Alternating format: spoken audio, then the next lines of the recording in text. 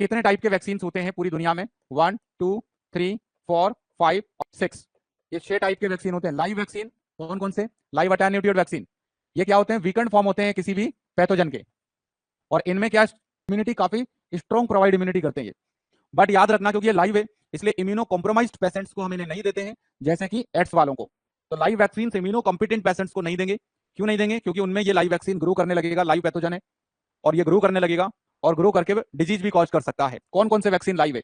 BCG, OPV, MMR, yellow fever, rota virus और varicella, ये सब लाइव वैक्सीन हैं। Do you understand?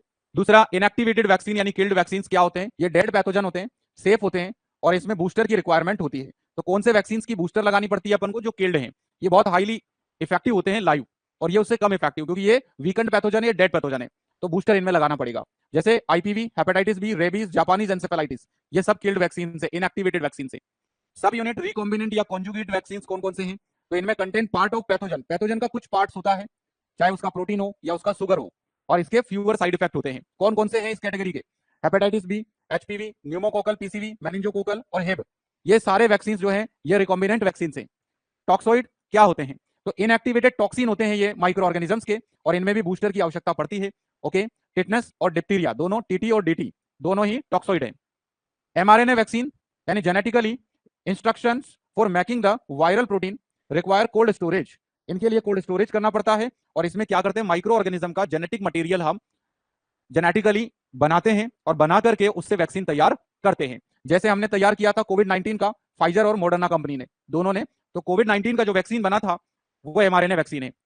कौन से वैक्सीन? वायरल वेक्टर वैक्सीन से। तो यूज है harmless virus to deliver the genetic material. अब यहां पर अपन क्या करते हैं? किसी ऐसे वायरस का उपयोग करते हैं जो ज्यादा खतरनाक नहीं है, हार्मलेस है, और इसके वायरस के माध्यम से अपन किसी में पर्सन के अंदर जेनेटिक मटेरियल को इंट्रोड्यूस करवाते हैं।